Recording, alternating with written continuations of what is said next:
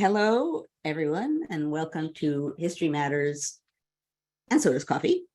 Today we are talking about performance. Oh, I didn't see the mug, Annie. Hold it up again. This is one of the oldie but goodie bingo mugs with our favorite quote on the back. Excellent. Okay. Thematically appropriate. As advertised on a variety of different social media platforms, what we're going to be talking about today is performance, basically, because we had a lot of performance passing by our way this last week. But before I plunge into that, I turn to my partner in crime, Annie, who will explain the rules of the game. Good morning, everybody. I'm Annie Evans from New American History, and we love the robust chat that is already going on here in Zoom land. I hope folks over there in Facebook are having the same experience.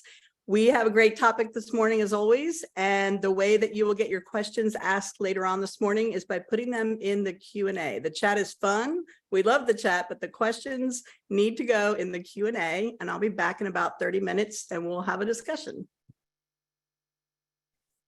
Okay, and as ever, if there is anyone who's here for the first time, please say so in chat, not in Q&A, but in chat, because you will receive a robust welcome from the wonderful History Matters community. And I, of course, already have missed the 178th straight episode, I think.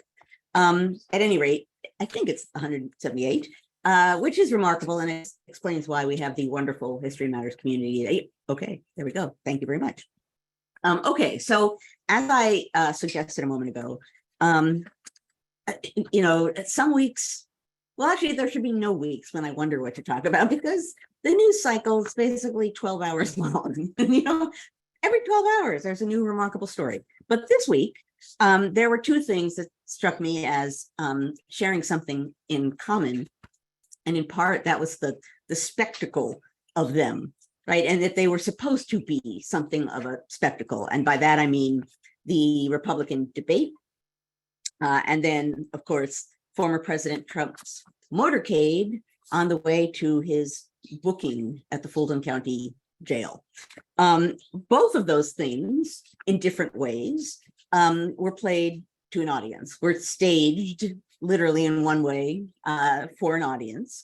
And I can't even count the number of times so far here on History Matters that I have talked about the performance component of generally democratic politics and certainly American politics. But so that's a little bit of what I wanted to talk about today, was that performance component. And to highlight, I think we all, in some ways, it's not a surprise to say, certainly that the debate is generous, isn't it? It's not really a debate. It's a performance of sorts where occasionally people talk to each other, but it really is more of a presentation of people appealing in one way or another, or they hope, to the public to demonstrate their personality and or character, and ideally some of their ideas. But it's sort of, hey, American public, here's who I am, and you can compare me with all the other people up here on the stage.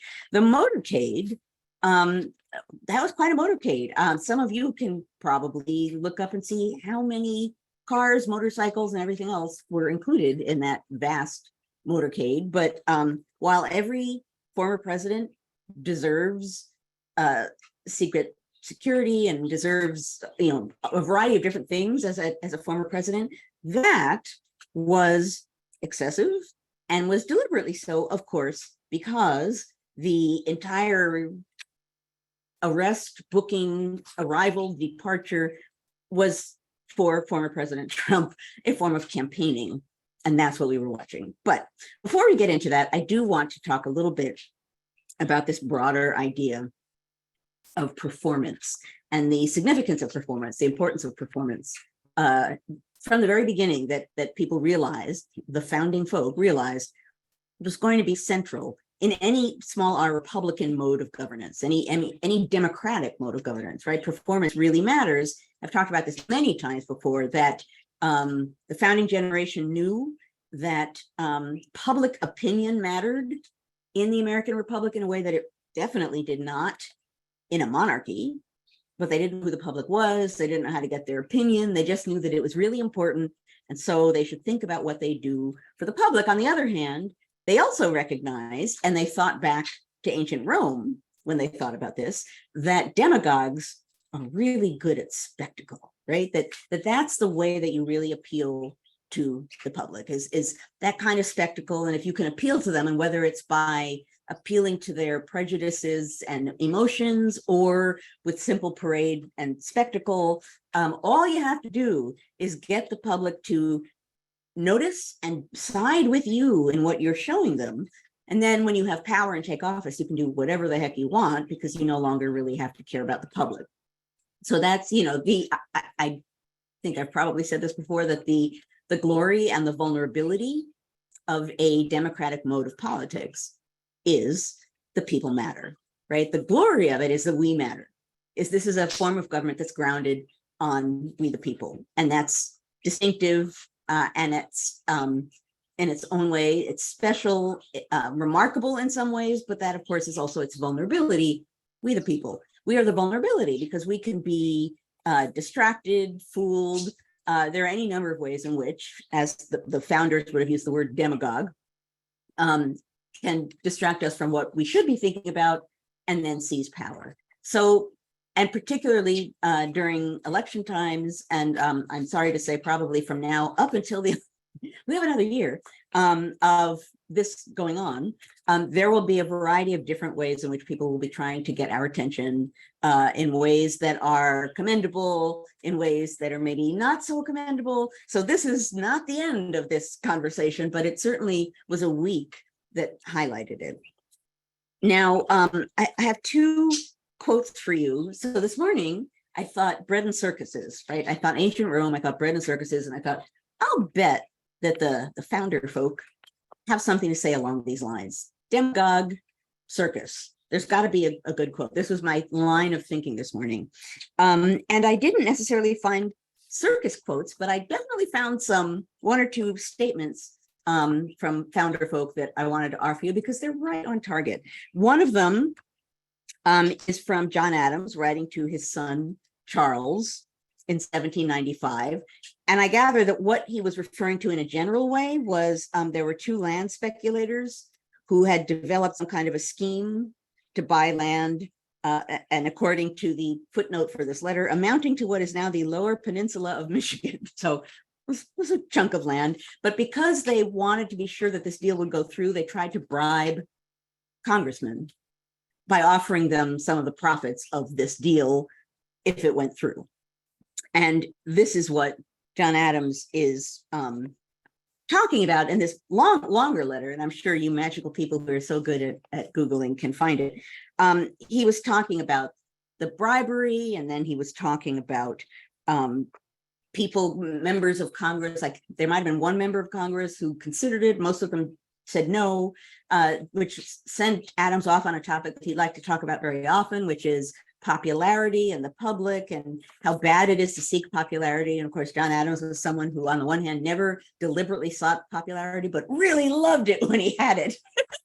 So this letter is very much in the John Adams spirit. But what he says to his son here in the midst of this letter is this: cakes and sports to a people humiliated in their own esteem by corruption are, as to children, all they wish and all they want.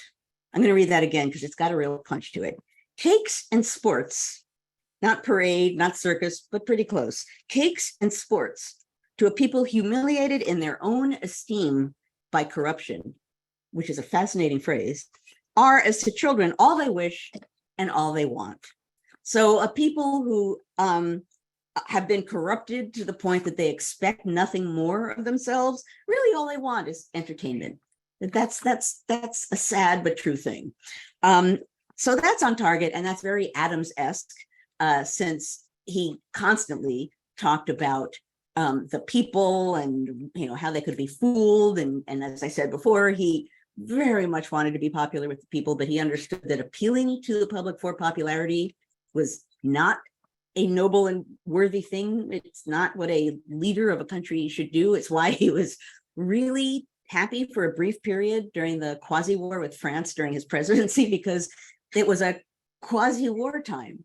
And what during any wartime, even a quasi-wartime, the president gets support, which he did. And all of a sudden, they were like cheering crowds. And he hadn't really experienced that before. He enjoyed that. That was good, despite the fact of what was going on around him. But at any rate, okay, so that's Adams. Cake, sports, corruption. All people want is entertainment. The other quote, and this one's a little more pointed. It's from John Jay to Timothy Pickering in December of 1808.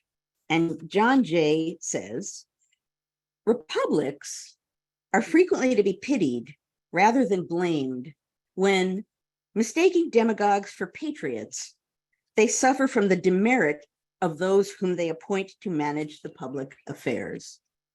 Mistaking demagogues for patriots, that's the key, what he's saying here. And bad thing to do. Demagogue, again, is someone ideally, not ideally, but speaking from a pure definition point of view, demagogue is someone who is pandering to the public to get what he, and in this period, he wants. It's the great fear of this period. We've talked about this many times before, but part of the reason why it's the great fear is this is how republics die, right? The founders were always looking to the ancient past for guidance on what happens in republics, since there wasn't in the modern world really a republic of the sort that the United States was hoping to be. And given that, when they look back into the great grab bag of history that I've talked about before, where, in a sort of Enlightenment-esque sense, the founders believed that all of history, you could search all of history and it would have wonderful lessons for you about everything. And if you could figure out the rules and the lessons, you could do better in modern times. So demagogues, big lesson talked about all the time. I've never actually done this. Someone might. You could go, if you go to Founders Online, you will find the quotes that I just read to you. Founders Online is a wonderful thing, but what I've never done with Founders Online is simply do a search on the word demagogue to see how many times it comes up. I'm guessing a lot because they talked about it so much, but that's what they're afraid of. And spectacle, display, the sorts of things that in one way or another, different parts of the spectacle spectrum, I actually said that without tripping over it, we saw this week. So for sure, the motorcade, as I mentioned a moment ago, was in essence a kind of campaign. It was a performance. It was, here I am, not looking like a former president, really kind of looking, particularly based on all the attention I'm getting from the press because of this, like a present president. And I am, as he said many times, sacrificing myself for you, the American people, somehow. I haven't tried to pursue the logic of that, but that's some of what's out there. And I don't know what expression the former president was hoping for in his mugshot. What came across was angry and sullen. I don't know if that's what he was aiming for, but anyway, he certainly was thinking of that as another moment for which he could play to the audience. Now, the presidential debates are, again, I have written down here, debate, just putting it nicely. Yeah, are not really debates. They're presentations. There were a couple moments, I guess, and I will confess I did not watch the entire debate this couple of days ago. I will just admit right here, I couldn't. I tried and I watched for part of it. And then I started to get angry at things that were simply untrue. And after a while, I just couldn't swallow them anymore. And I signed off, and I at least made it through part of it. I saw someone on some social media platform said, "Oh, Joanne Freeman's watching them, so we don't have to." Yeah, I tried. I'm sorry. But presidential debates, the whole idea of them, whether they are honestly people talking about actual policy or really performances for the camera and the public, they are significant that they happen. And I went on a little bit of a deep dive this morning just to get a little sense of the history of presidential debates. And I did not find the link, but again, since you are magical Googlers, that you will find this. But in 2020, I did, for the American History Association, for the AHA, an interview with Newton Minow, who was chairman of the Federal Communications Commission, the U.S. Federal Communications Commission, and who was responsible really for getting presidential debates as a practice underway. And so he is part of what I went diving into to see what he had to say, because he was the person who thought that these televised debates were crucially important. And there was one, 19, I believe, maybe 68. And then they didn't come along again until the 1970s, because there was a sort of equal time law that meant if you were going to do this kind of debate, then every candidate of any kind at all had to have equal time, and that really complicated things. And ultimately, they found a way to deal with the situation to, in a sense, get around that idea so that people could be invited to and take part who were the major candidates. Anyway, I won't go into that. But anyway, Newton Minow was at the head of that. Now, he is famous really for his using television, wanting television, not using it, wanting television to use its power in the best way. That said, the thing that he's probably most famous for is something that he said at one point in the 1960s, that television was, quote, a vast wasteland. I want to read the quote that's from, because it's actually a little bit more complex in meaning than that. What he said was, when television is good, nothing, not the theater, not the magazines or newspapers, nothing is better. But when television is bad, nothing is worse. I invite each of you to sit down in front of your television set when your station goes on the air and stay there for a day without a book, without a magazine, without a newspaper, without a profit and loss sheet or a rating book to distract you. I can assure you that what you will observe is a vast wasteland. And he got a lot of flack for that. And as a matter of fact, you may remember, I certainly do, because my popular culture brain never forgets any of this stuff, but the TV show, the sitcom Gilligan's Island, it was the USS Minnow was the ship that got them stranded on an island, and that was named after supposedly Newton Minow. Again, I allegedly, that certainly is a story that gets a lot of play. And I have to read another quote only because I was talking with a friend yesterday about how little patience I have for academics who say, I don't watch television. Television is beneath me. I think for a variety of reasons, political included, that's not a wonderful thing to say. But Newton Minow said, for people who tell me, academic intellectuals very often, I don't have a television set in my house, I tell them, you're not alive. Well, thank you, Newton Minow. But at any rate, the idea of these presidential debates, in part, and Minow said this himself in another interview in, I believe, 2008. I want to read his words here. He said, the more, and I know many of us won't agree with this, the more debates, the better, because television is the best possible medium through which the electorate in this large nation can have a shared experience. That struck me as particularly interesting.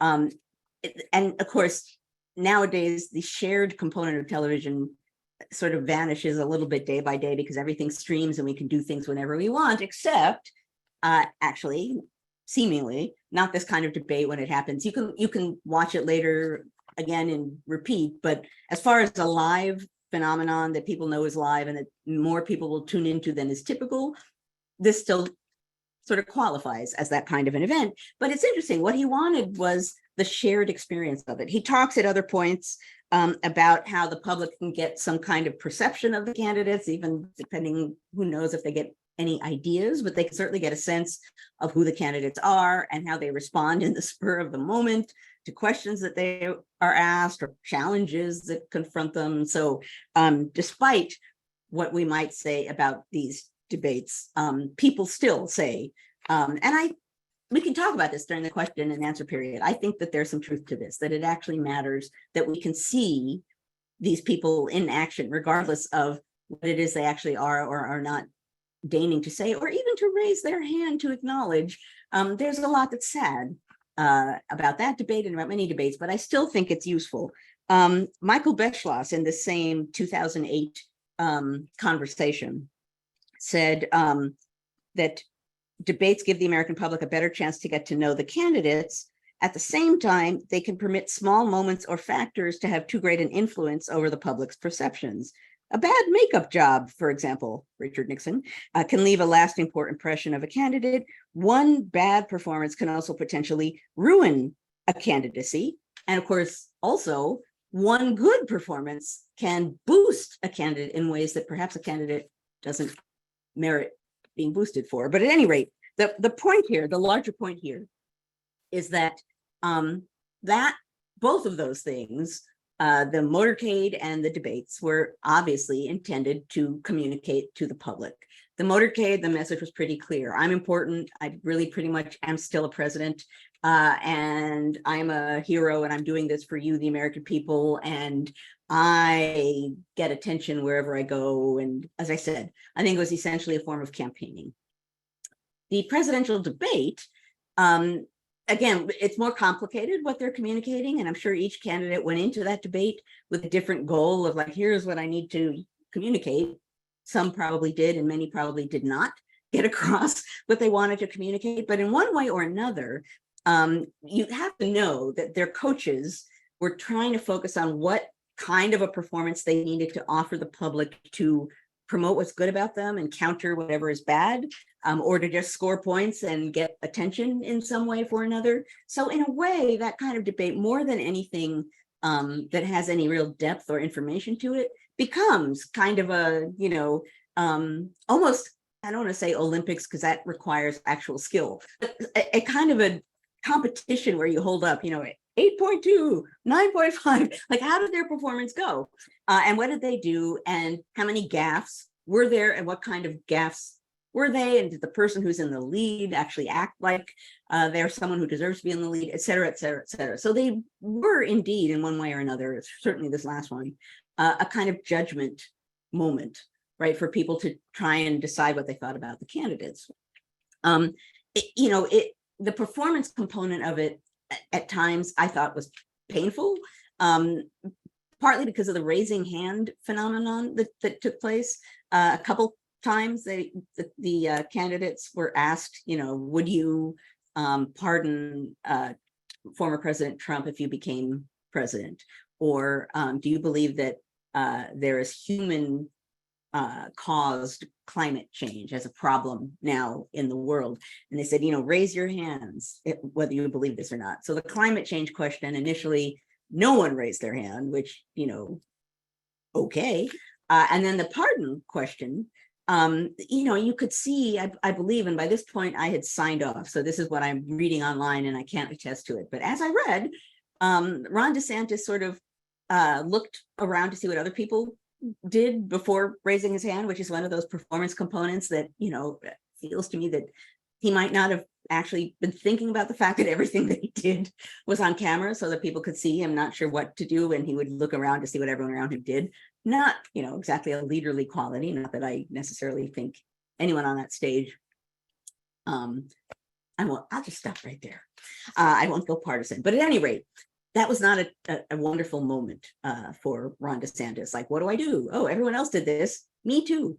And I see this one little thumb up coming along the side of the screen there. At any rate, the larger point I want to make here is this is all spectacle. It's spectacle aimed at us.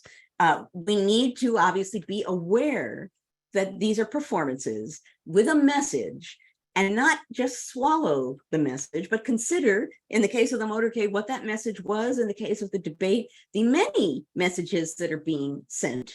And even at the same time that we're sitting in the moment and experiencing these, to think about what they're intended to do, kind of along the same lines when I say, if you get upset by something you read or something someone says, before you get upset, consider the fact that maybe they want you to. Along the same lines, think about what people want from you when they're performing in this way. And in that context, then think about the broader implications.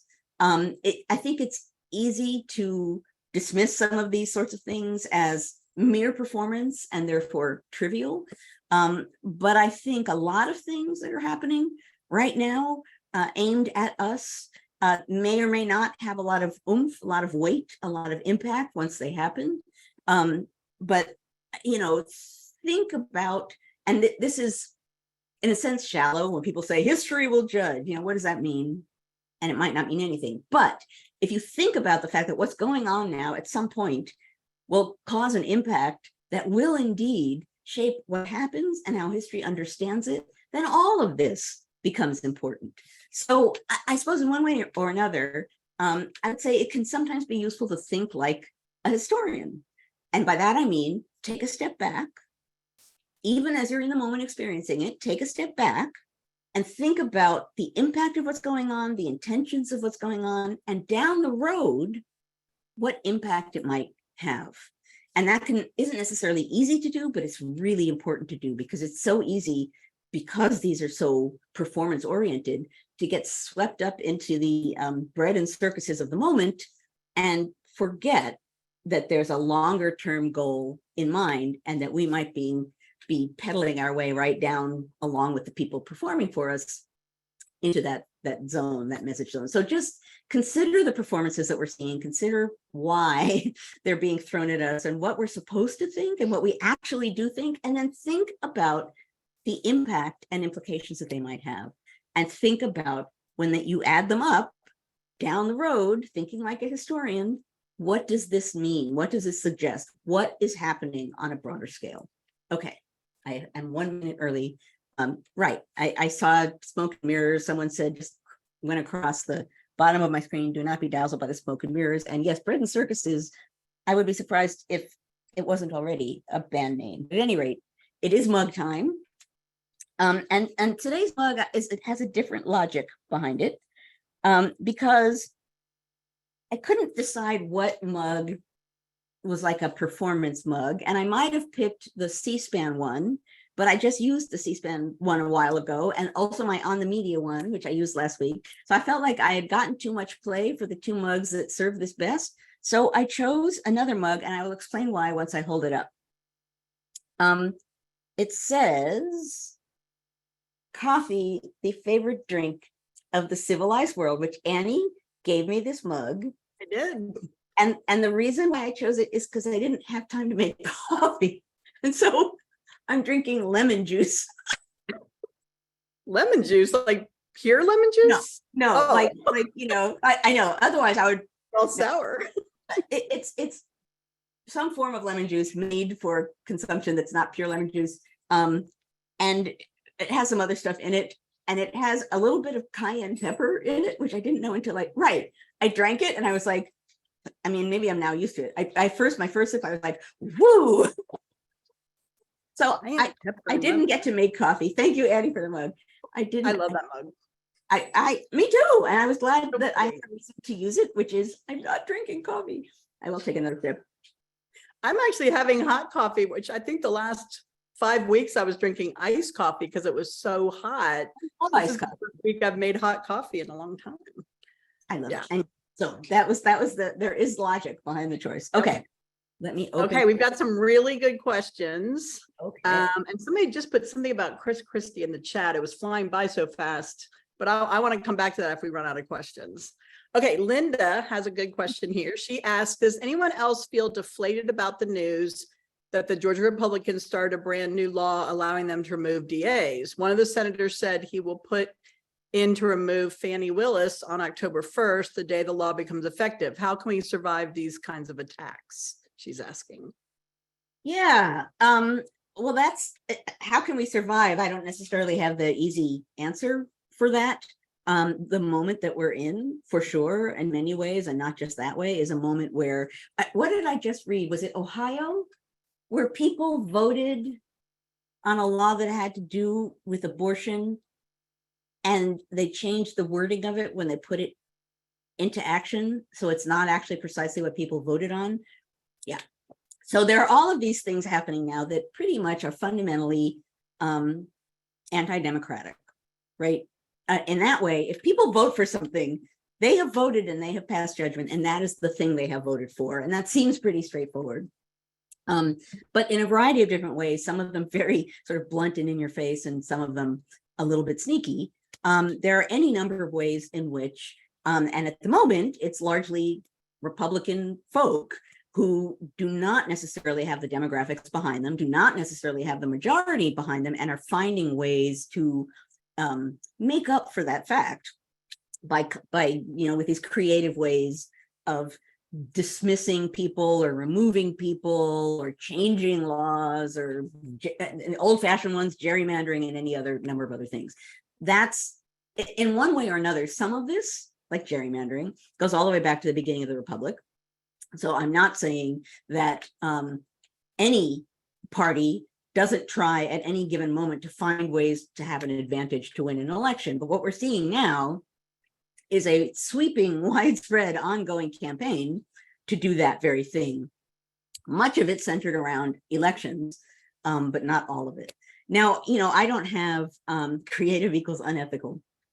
It certainly can be, says Ellen. I don't have, these kinds of questions are important, and then I don't have the answer and I feel frustrated. What I will say is certainly one thing that we can do that will not solve the problem, but that we should be doing is to speak up, is to say something, is to point it out, is to be loud, is to not just let it pass. And that's hard to do because in 48 hours, there's like 3 news cycles that have gone by. But that's the very reason why you need to speak up, make a fuss. There have been times, right, that people have spoken up and that people doing something seemingly either unfair or even corrupt have pedaled back a little, right? Oh, whoa, people caught us at that. Okay, let's do it not quite so horribly. So I think along the lines with what I was talking about in my comments today, public opinion still matters. It does. And we should never assume that things are so far down any given track that it doesn't matter, because it does. And I suppose at some point, maybe I could think about like the top 5 messages I would like people to take away from History Matters. And one of those messages probably would be your voice matters, your response matters, what you do matters, that we are not at some point where, the game is over and we're just sort of watching it be played. That's not the case. And we are part of the game. We're in the mix. And so some of these things, our speaking up isn't going to change what happened in Ohio. But if that is really outed and highlighted and pointed to, if people in Ohio talk about it, but not only in Ohio, because you have to know some of these things happening, they become blueprints for other states, right? So one state tries something and it works pretty well. And then you just know that other states will be like, excellent idea, we're going to do it too, right? Another reason not to just sort of let it happen, but to speak up, to talk about it, to highlight how the people who voted for example in Ohio, and again, I don't have it in front of me, so I don't have the details, but assuming that what I said is correct in detail, people in Ohio voted for a law that was then changed after they voted for it. Really? Really? Like that's, again, look this up, find the details. I won't take responsibility for having the stamp of accuracy. However, generally speaking, if that's generally what happened, no, right? That's like the most, it is a fundamentally anti-democratic thing to say to the American people, you can vote and you can have an opinion, and then we just make the law say what we want it to say. Really? Like that's an insult and an attack on all of us. And as much as we're so divided right now, it might be tempting for some people to say like, yeah, like people say all the time on social media, yeah, liberal, cry more. The stupidity of that kind of statement is, once, let's say, the tides shift and the right is not in power, but the left is in power, the people who now are saying, yeah, who needs laws?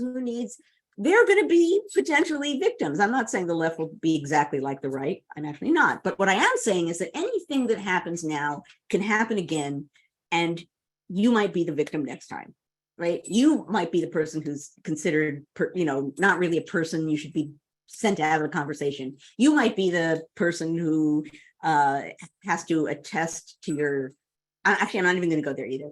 Lack of coffee has me wandering off in directions that are going to get me in trouble. But at any rate, what I'm trying to say here, Annie's laughing at me. The lemon juice isn't working. What I'm trying to say here is speak up, speak out, be loud, get other people to do it with you, write letters, make phone calls, tell people what's happening. And it may seem obvious what's happening, but if it's obvious and we just sit here and watch it, nothing happens. Nothing happens. And it won't automatically stop. And things won't automatically go for the better. They won't. So we are in a moment in history when what we do matters, perhaps more than we're used to having it matter in our lifetime. And that's important to always bear in mind, even when watching performances like this, right? I already saw people saying, oh, so-and-so's up, so-and-so's down, here's the impact. Well, maybe, I don't know, announcers are announcing it. But ultimately what matters is what we think about what we saw, we writ large, right? What the public saw, what the public thinks, and the pundits can pronounce upon it all they like, and will probably persuade some people based on their pronouncements. But ultimately what matters is what we think and how we judge. Okay, I'll stop because that was a long answer to one question. So we've got many more, but that was a good one. Okay, this comes from our friend Dave. He says, with regard to Dr. Freeman watching the debate, so we don't have to. She didn't say that, Dave. I didn't. Someone else did, but yes. We didn't tell you not to watch the debate. We Oh. just want to put it on the record.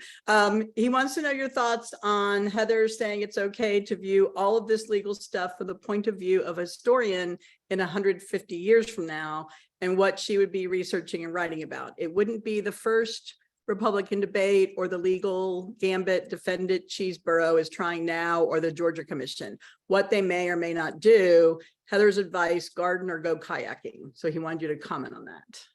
Garden or go kayaking. I guess on the one hand, I absolutely agree with the idea that, and I suggested as much, right? That we need to be thinking like historians to some degree. We need to be thinking in the long term. We need to be thinking about impacts and beyond the moment of the present. And I think all the time, and I've probably talked about it in that mode a lot. I don't know, but I'm guessing I have on History Matters about, 25 years from now, 50 years from now, people will say, or, and I think about that all the time. And I think about, and sometimes, again, on some varied social media platform, will say, wow, if I were a historian looking at this moment, this is the piece of evidence I would seize on. Like this would get like a whole, maybe even a whole chapter, right? Because this is so revealing. I think that's true. I also think we don't have to be attuned to every horrible moment that we're living through. But, personally, I can't, and it's not necessarily healthy for me.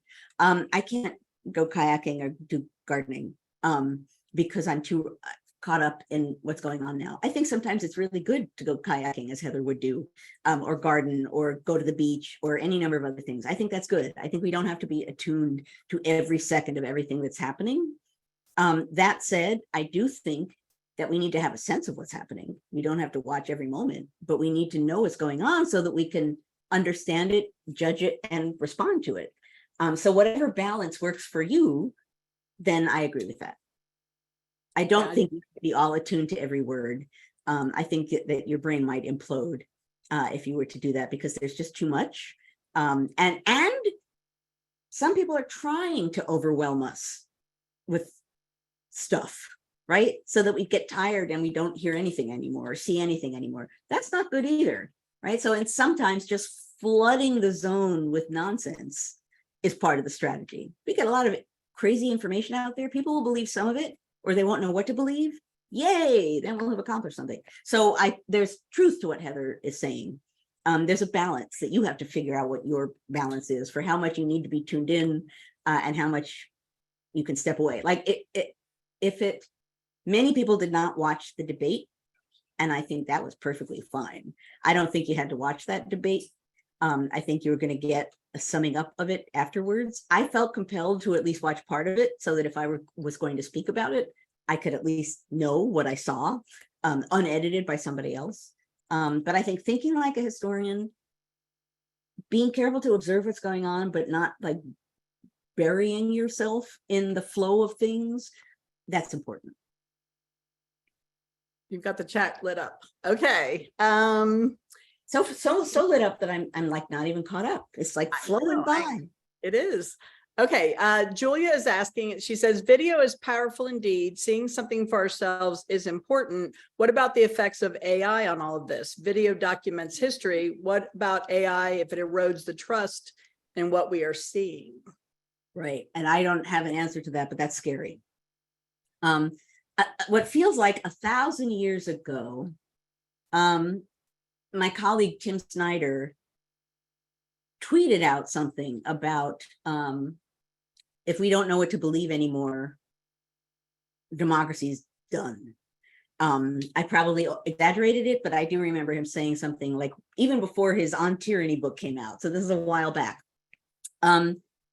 You know, shared experience, to quote Newton Minow, matters, right? And generally speaking, we already know that we live in a moment when no one quite necessarily knows, or certainly many people don't know what's true or false and are happy to go traveling down a road with something that really, really, really is not true.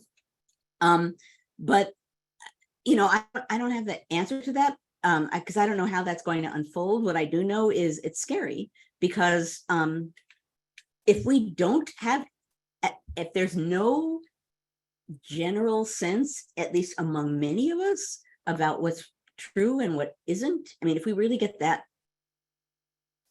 not just confused, but, you know, if everything gets that muddied to a degree that we really are sort of walking through a fog of information, which sometimes we come close to doing, that's dangerous. That really is, for the very reason that I said before. You can no longer think to yourself, oh, that's a dangerous thing that I just saw. That's a bad thing. That's a thing that's worth noting. Did that really happen? Is that real? I don't know. Like, imagine, again, the level of threat that you could witness, and that depending on what you're swimming in as far as true and false facts, I think it's Thomas Jefferson who once talked about false facts. At any rate, if you're in the muck and you can't tell what's real or what's not, threats are going to just right on by you, right? So I don't have the answer to that. In the same way that as a teacher, I have no idea. I have my syllabi, they're posted, they're up, they're waiting for the semester, and they do not yet have an AI clause in them. And Yale said I should have that in my syllabus, and I don't yet know what I'm going to say because I don't fully understand what to say, right? And they have all kinds of suggestions, I don't know. But, you know, I'm not going to go into it. I know you guys say I light up when I talk about technology and democracy. Let's just put AI on the end of that list as the newest form of technology that's going to scramble the heck out of the working of democracy. And we don't know how yet, but we can certainly predict it will. And in some ways that'll be scary. And at the very least, we need to think about that and be aware of what might come and you know, sort of watch to see. We won't know, you know, something will start happening and then we'll be like, oh, that new form of technology has changed democracy in this way. You know, we'll see it happening, but we won't see it. It'll happen and we'll realize the way in which it's going to not necessarily reshape, but have a big impact on the working of American democracy. So I think it was Dave put in the chat, AI or the telegraph. I think he's leaning into last week's discussion. AI Yes. or the telegraph, which tech is bigger? Oh, That could be a whole episode right there. wow. I love that. It's a great question. And, you know, part of me wants to say AI, but that's partly because I don't fully know the bounds of AI, right? And they'll have a different impact. The telegraph spread information all over the place. AI is going to entangle it. So I don't have the answer to that, but I had never thought of ranking forms of technology. That's actually really interesting. Yeah. I'd like to see an infographic drawn like that. Okay. Susan asks, what words came to your mind describing the expression on Trump's face seen in a mugshot? Were you surprised by the look? I'm just curious what your comments are on a presidential mugshot in general. But Well, right. So that all by itself, you know, 100,000 people said this at some point on TV or on social media in the last day, and that will become the iconic image. In the sense, the iconic image of the Trump presidency is that, you know, sort of punctuation point. the idea that there's a former president mugshot, you know, as a historian, you should normally hesitate before saying this has never happened before. This has never happened. We haven't had that kind of a moment before. And it's taking a step back. It's kind of shocking. And it's shocking and saddening and unnerving, and I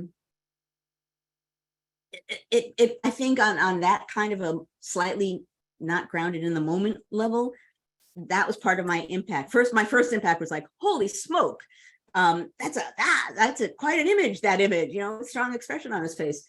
But then and my second thought, I mean, maybe as a historian, was, wow, we haven't seen that before. And from then on, I've just gone to think about the simple fact that it exists, right? That happened, that this person did the things that he allegedly did that have gotten that mugshot, that have gotten him arrested and booked and resulted in a mugshot. That it's despite the fact that we've been swimming in this for years, I think that's still hard to fathom on some level. For me, at least, to actually process the fact that happened. You know, I think he was, I'm assuming, it seemed to me that he was trying to give a certain image. I'm a tough guy, you know, like, here I am, I'm angry and I'm a tough guy. So I think there probably, I would assume, if I were him, there would be some performative component to what he did. But more than anything else, it looks like a mugshot, right? It looks like a person who's been booked on allegedly committing a crime, and that, you know, all of the images of all of the people who have had their mugshots taken in the last 2 days, what that communicates is, I am now in the criminal justice system, and we'll see what happens. But that's what those images say. So I think on the one hand, you could say, the positive component of it is that it represents the working of our criminal justice system, that this happened, that we can see it. So that's something. I see George said, what a mugshot. Is that what he said? What a mugshot, Donald Trump? At any rate, I now I've interrupted myself, but at any rate, my larger point here is, I think that mugshot, in a variety of ways, deliberate, not deliberate, democratic and anti-democratic, communicates a whole heck of a lot.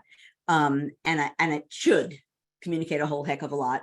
I saw video of, I don't even know where, of people like in a bar or something, a sports bar, and they were watching a big TV screen. And when the image of the mugshot went up, they erupted in craziness, like screaming and howling and everything else. This is quite a moment, right? And that response, I totally understand that response. But I think the component of it that is shocking and saddening and alarming, and the fact that, I'm going to say my word, the contingency of the moment that we're in, and the fact that happened, and it represents the working of the criminal justice system, and we really don't know what's going to happen and what will be prevented from happening, along the lines of the first question. Like, wait a minute, you know, can you change a law after it's been voted on just because you want to?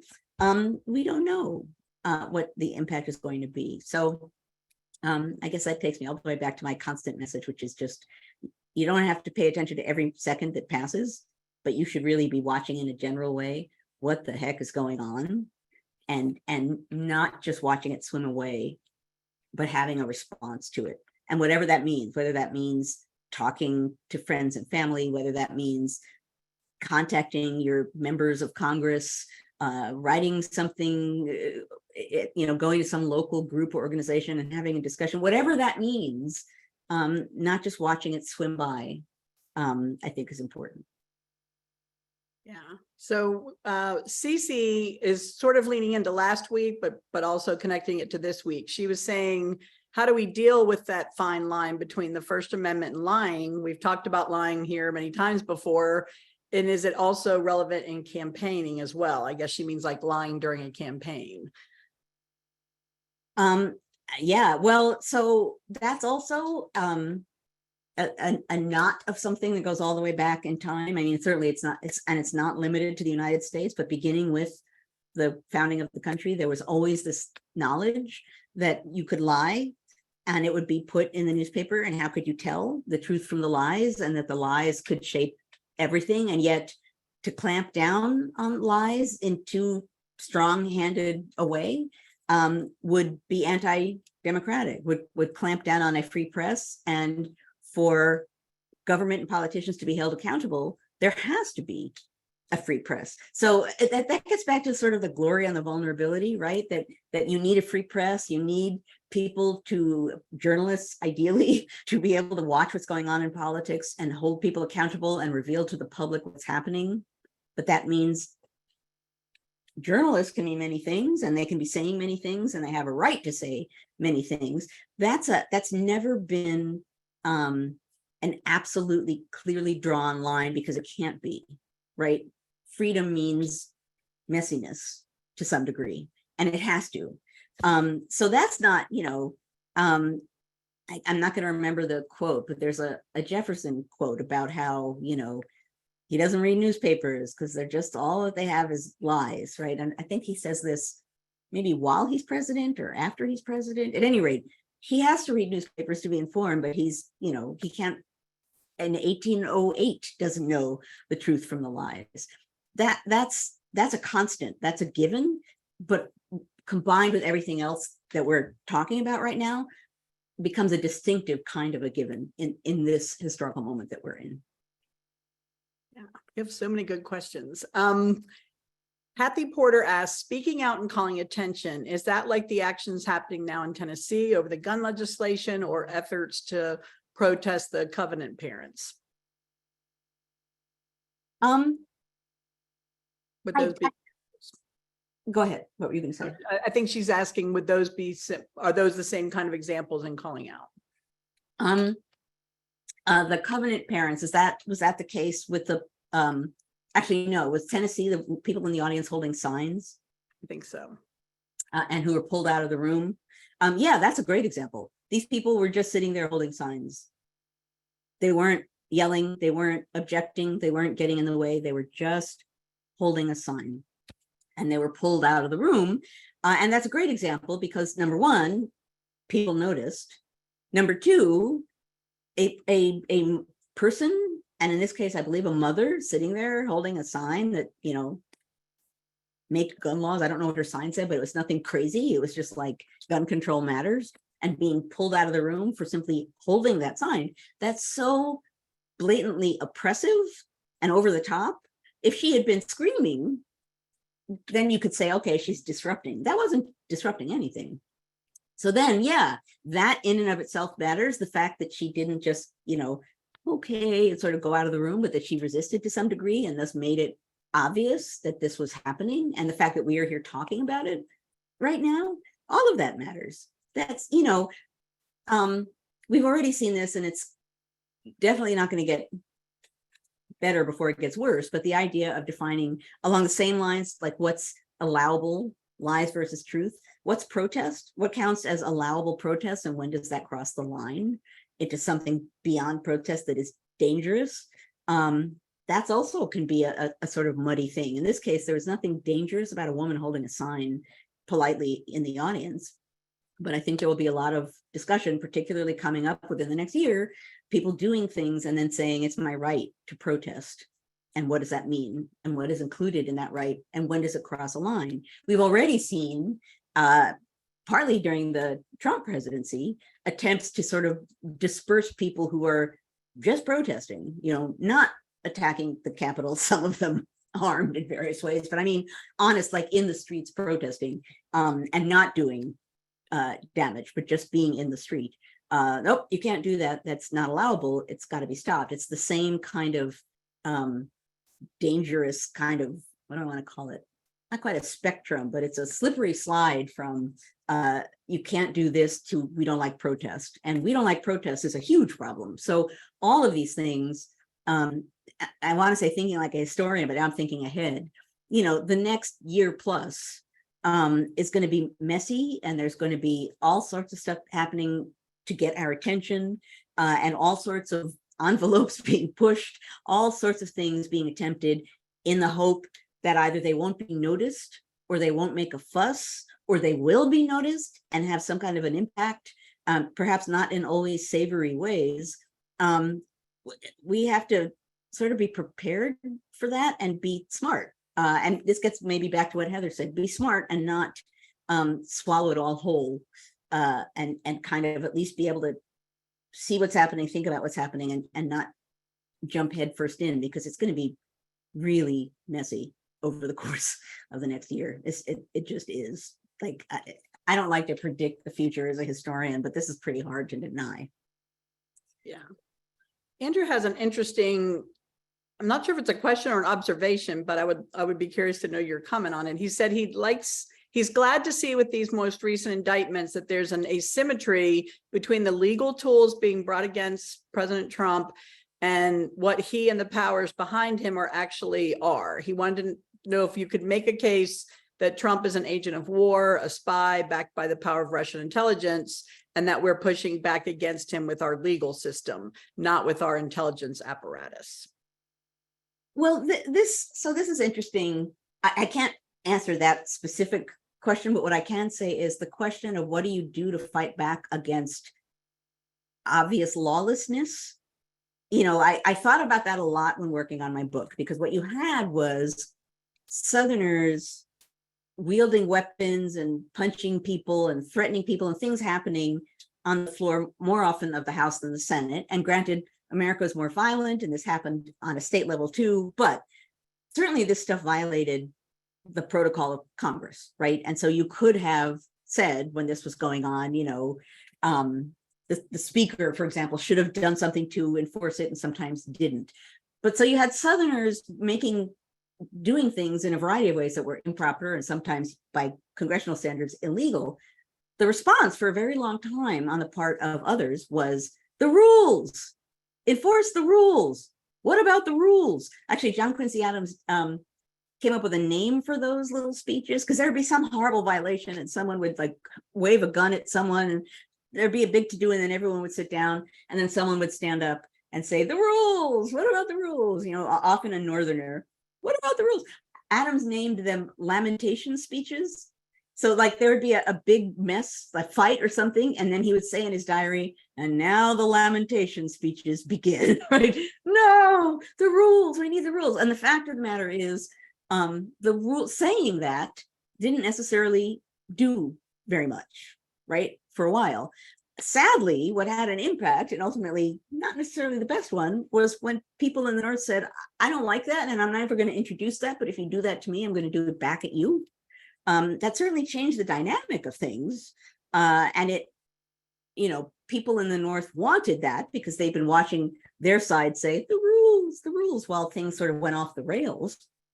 But, it's sort of a version of that is what we're seeing now, which is we have all kinds of crazy stuff happening on one side, and then we have us using in an appropriate manner the legal system to respond to that, which is what should happen, is how our system should work. This is such a weird moment that we're kind of still watching to see how that plays out. That's what should happen. And as I said before, the fact that it's happening, the fact that there was a mugshot, that this process is going on as it should go on, despite all of the wackiness going on, that really matters. It really matters. And I applaud the fact that in Georgia, that they're standing up to this, that the DA, all applause to her. She's strong. And I don't even know how to praise her enough for standing up for this very fact. The simple fact that the criminal justice system must go on, that people need to be treated as equals under the law, that's what she's doing. That's important. The big contingent question is what happens as that's playing out. We've watched for years people eroding our faith in institutions and processes in our government, right? Do we trust the national government? Do we trust the legal system? Do we trust the CDC? Do we trust, in one way or another, even just the electoral system itself? Very deliberate attempts to break down our trust in all of these things. And I see all of this like stuff happening, applause and various things. All of that is the essence of who we are as a country, and which is why people are trying to erode it. So it's important to see that playing out in the way that it should. The larger question here, like, what does that mean? Isn't that imbalanced? We have to watch and see how things unfold, but I don't think we should abandon the system just because other people are eroding that, trying to erode it and trying to erode our faith in it.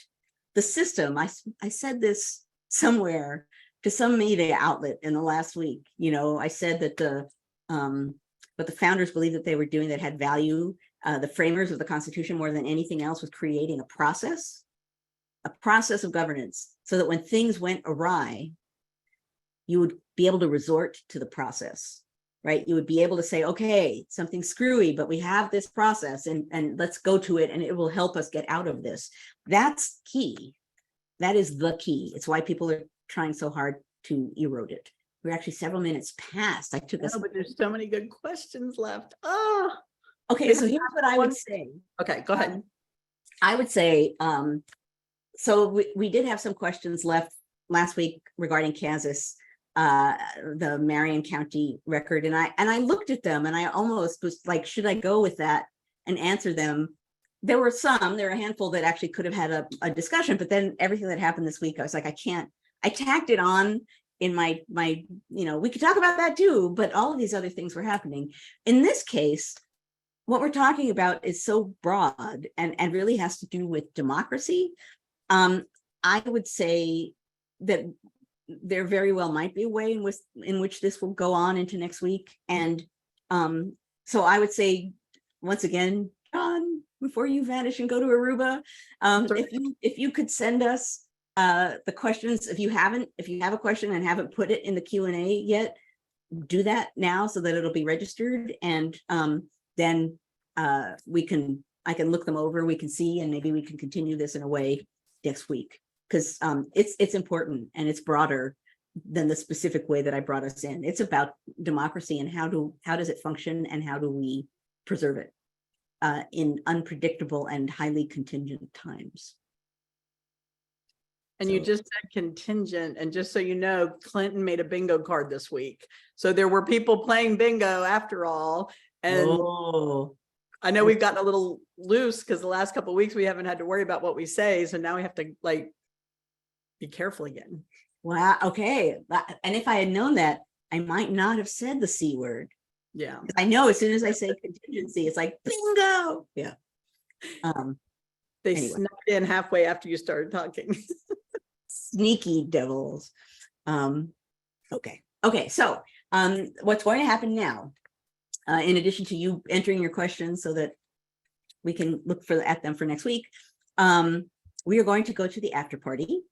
And what that means is that we will no longer be recording. If you beamed in here through the NCHE website, just stay right where you are, and poof, you will be in the after party, where we can be freer and easier in our conversation, even than we were before, because it won't be recording. If you are watching us right now on Facebook, you need to leave Facebook and join us at ncheteach.org/conversations. ncheteach.org/conversations. And then you too will, poof, be in the after party. Meantime, until next week, I want everyone to have a wonderful week. I thank you, even though this doesn't have democracy on it. Oh, it's here. It has a lovely plant on it. I thank you for taking part in the conversation of democracy as ever. For all the reasons I mentioned today and more, it really matters. It matters that we can meet and talk about this. It matters that there are forums like this, not only this one, where people can ask big questions and have conversations and know that it's safe to ask questions and have conversations, and that they won't be trampled for thinking what they think. That is a big part of who we are as a community. Thank you as ever for taking part in this. For virtual gardening, who just said that? Nancy, yes, indeed, it's virtual gardening. At any rate, I look forward to seeing you all next week. Some of you are going back to school, I know, along with me. So certainly many of us will be some of you already are, more of us will be. Next Friday, I will have taught a class. So good luck with that. Break a leg with the start of school. And I will hopefully see a lot of you guys next week. And now we can segue to the after party.